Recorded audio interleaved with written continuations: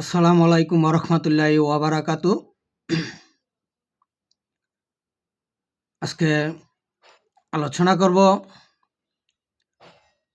বর্তমান দেশের যে পরিস্থিতি, এই পরিস্থিতি বিষয় এবং বিএনপির চেয়ারম্যান তারেক রহমান এর বিষয়। উনি যে হাবট চাচ্ছেন কী কারণে, সেই বিষয়ে কিছু আলোচনা করব। আশা করি সবাই কথাগুলো মনোযোগ দিয়ে শুনবেন এবং দেশের ভবিষ্যৎ কোন দিকে যাচ্ছে, কি হতে যাচ্ছে, সেদিকে সবাই নজর রাখবেন। যেমন বিএনপির চেয়ারম্যান তারেক রহমান উনি বলেছেন, একটি দল ক্ষমতায় আসার আগেই দেশ বিক্রি করার পায়তারা চালাচ্ছে, আর সেটা আমরা ইতিমধ্যে দেখতে পাচ্ছি এবং তার প্রমাণও পাচ্ছি। সেটা আমরা চট্টগ্রাম বন্দর দিয়ে আমরা প্রমাণ পেয়েছি যে যারা ক্ষমতায় না আসতেই দেশের সম্পদ বিদেশিদের হাতে তুলে দিচ্ছে, আর তারা ক্ষমতায় আসতে পারলে এই দেশ যে তারা বিক্রি করে দিবে, সেটাও আমরা নিশ্চিত আজকে বুঝতে পারছি। তো সেজন্য আমি দেশ ও জাতির কাছে আহ্বান করছি, অনুরোধ করছি, আপনারা সবাই একতাবদ্ধ হন, ঐক্যবদ্ধ হন এবং এই দেশ বিরোধী চক্রান্তকারীদের বিরুদ্ধে রুখে দাঁড়ান, তাদেরকে প্রতিহত করুন, দেশটাকে রক্ষা করুন। আর তারেক রহমান উনি যে হাবট চাচ্ছেন, তাহলে কি উনি মুক্তিযুদ্ধকে প্রকৃতভাবে বিশ্বাস করছেন না? কারণ যদি মুক্তিযুদ্ধের দল ওনারা, আমরা দীর্ঘদিন যাবৎ আমরা দেখে আসছি, শুনে আসছি যে বাংলাদেশ আওয়ামী লীগ হইল এদেশের স্বাধীনতাকামী দল,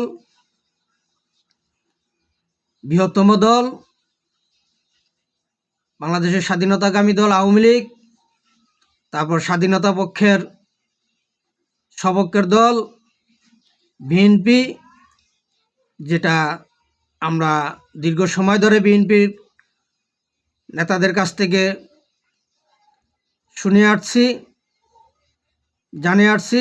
কিন্তু আজকে তারেক রহমান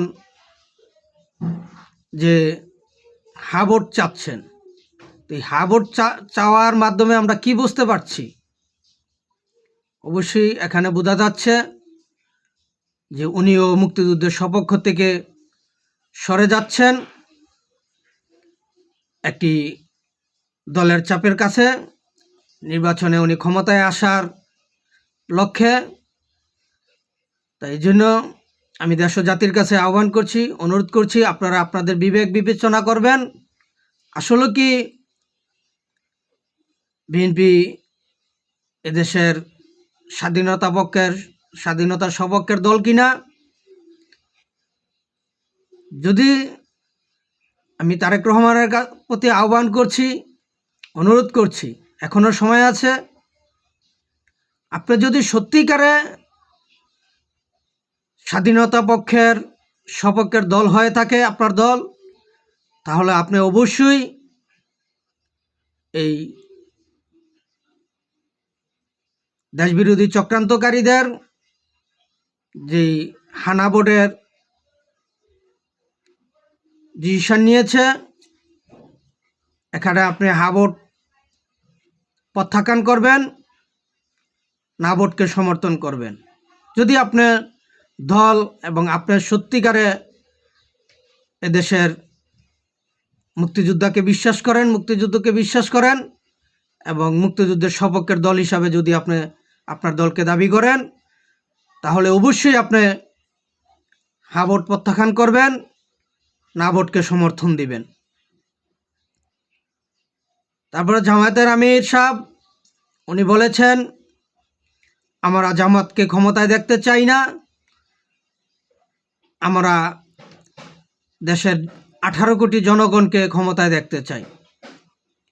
তা আমি যদি এই কথাটা ব্যাখ্যা করতে যাই, তাহলে এখানে স্পষ্ট বোঝা যাচ্ছে যে আসলে জামাতের আমির সাহেব যে কথা বলেছেন, এই কথা অনুসারে স্পষ্ট বোঝা যাচ্ছে ওনারা জামাতকে ক্ষমতায় দেখতে চান না, ঠিক আছে, এদেশের 18 কোটি 20 কোটি জনগণেরও ওনারা চান না। ওনারা চান সেই পাকিস্তানি দুঃশাসন প্রতিষ্ঠিত করার জন্য। তারা চান যে 1971 সালে পাকিস্তান এদেশে পরাজিত হয়েছিল, আবারও পুনরায় তারা বাংলাদেশকে দখল করে পাকিস্তানের দুঃশাসনকে তারা প্রতিষ্ঠিত করতে চান। আমরা আজকে সেটাই বুঝতে পারছি তার কথা অনুসারে। কারণ উনি যদি 18 কোটি জনগণকে ক্ষমতায় দেখতে চাইতেন, তাহলে উনি বলতেন আপনারা জামাতকে ভোট দেন, ভোট দিয়ে নির্বাচিত করেন, ক্ষমতায় আনেন, সংসদে দেওয়ার সুযোগ করেন, আমরা এদেশের জনগণের 18 কোটি থেকে 20 কোটি জনগণের উন্নয়নমূলক কাজ করতে চাই, কাজ করে যাব। কারণ 18-20 কোটি জনগণের মধ্যে তো আওয়ামী লীগের জনগণও পড়ে।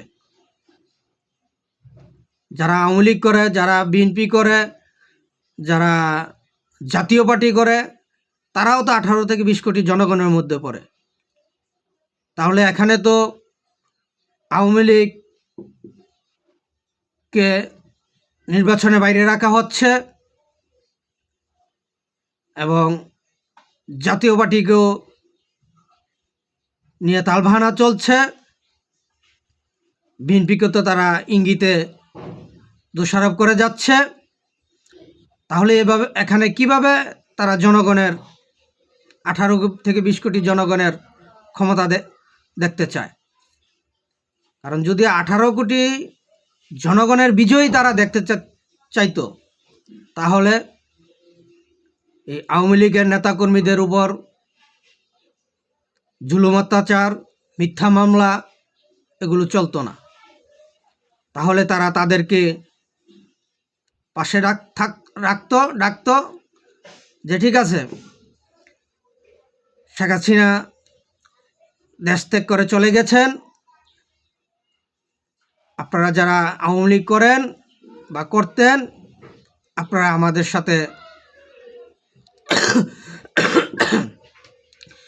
আমাদের সাথে আসেন, আমাদেরকে সহযোগিতা করেন, ভোট দিয়ে নির্বাচিত করেন, আমরা আপনাদের জনগণ হিসাবে, দেশের নাগরিক হিসাবে সঠিক মূল্যায়ন দিয়ে রাখব। যদি তারা সত্যিকারে এদেশের বিজয় চেতেন, জনগণের বিজয় চেতেন, আসলে তারা জনগণের বিজয় চাচ্ছেন না, তারা এই পাকিস্তানি দূষর এজেন্ড বাস্তবায়িত করার জন্য তারা একতরফা নির্বাচন করে ক্ষমতায় আসতে চাচ্ছেন। সেটাই আমরা আজকে বুঝতে পারছি। তারপরে আপনাদের অ্যাডভোকেট ফজলুর রহমান সাহেব উনি বলেছেন যে তারেক রহমান দলের প্রধান, তারেক রহমান একটি বিশেষ দলের চাপের মুখে পড়ে উনি হ্যাঁ ভোটে সমর্থন দিচ্ছেন, হ্যাঁ ভোট চাচ্ছেন। তো উনি হ্যাঁ ভোট চাইতে পারেন একটি দলের চাপে পড়ে, কিন্তু আমি অ্যাডভোকেট ফজলুর রহমান হ্যাঁ ভোট কখনোই চাইব না, হ্যাঁ ভোটকে আমি সমর্থন করতে পারবো না। আমি না ভোটের পক্ষেই আছি এবং থাকব। কারণ আমি একজন আমি মুক্তিযুদ্ধের সপক্ষকে, আমার দেশ একটি দেশ মুক্তিযুদ্ধের সপক্ষের দেশ, আমি একজন মুক্তিযোদ্ধা, আমি মুক্তিযুদ্ধকে বিশ্বাস করি। তাই উনি স্পষ্ট ভাষায় এটা বলে দিয়েছেন। তাই এই জন্য আমি দেশ ও জাতির কাছে আহ্বান করছি, অনুরোধ করছি, এবং তারেক রহমানের কাছেও আহ্বান করছি, অনুরোধ করছি, এখনো সময় আছে। এই দেশের জনগণকে নিয়ে একতাবদ্ধ হন, ঐক্যবদ্ধ হন, এই দেশবিরোধী চক্রান্তকারীদের বিরুদ্ধে রুখে দাঁড়ান, তাদেরকে প্রতিহত করুন, দেশকে রক্ষা করুন, এবং হা ভোটকে প্রত্যাখ্যান করুন, না ভোটকে সমর্থন করুন। আওয়ামী লীগ সহ, বাংলাদেশ আওয়ামী লীগ সহ দেশের সব দলকে নিয়ে পুনরায় নির্বাচনের তফসিল ঘোষণা করার আবেদন করে সবাইকে সাথে নিয়ে একটি সুন্দর নিরপেক্ষ নির্বাচন পরিচালনা করেন এবং নির্বাচন করেন। এতে দেশের জনগণ যাদেরকে ভোট দিয়ে নির্বাচিত করবে তারাই সরকার গঠন করবে, দেশ পরিচালনা করবে। আমি তারেক রহমানের কাছে সে আহ্বান করছি, অনুরোধ করছি, যদি আপনি স্বাধীনতার পক্ষের দল হয়ে থাকে, আপনার দল, আপনি যদি স্বাধীনতার পক্ষের জনগণ হয়ে থাকেন, একজন নেতা হয়ে থাকেন, তাহলে অবশ্যই আপনি এই হা ভোটকে প্রত্যাখ্যান করবেন, এবং কি প্রয়োজনে এই নির্বাচনকেও প্রত্যাখ্যান করে নতুনভাবে নির্বাচন, সব দলকে নির্বাচন দিন, সব দলকে নিয়েই আপনি নির্বাচনে অংশগ্রহণ করবেন। এটাই আমি আপনার কাছে আশা করি। আজকে এখানে এই পর্যন্তই। আমার কথায় যদি কোনো ভুল ত্রুটি হয়ে থাকে দয়া করে আমাকে ক্ষমার দৃষ্টিতে দেখবেন এবং আমার ভুলগুলো সংশোধন করার সুযোগ দিবেন। এই বলি শেষ করলাম। জয় বাংলা, জয় বঙ্গবন্ধু, জয় হোক সর্বস্তরের সচেতন মুক্তিযুদ্ধের সপক্ষের জনতার। আসসালামু আলাইকুম ওয়া রাহমাতুল্লাহি ওয়া বারাকাতুহু।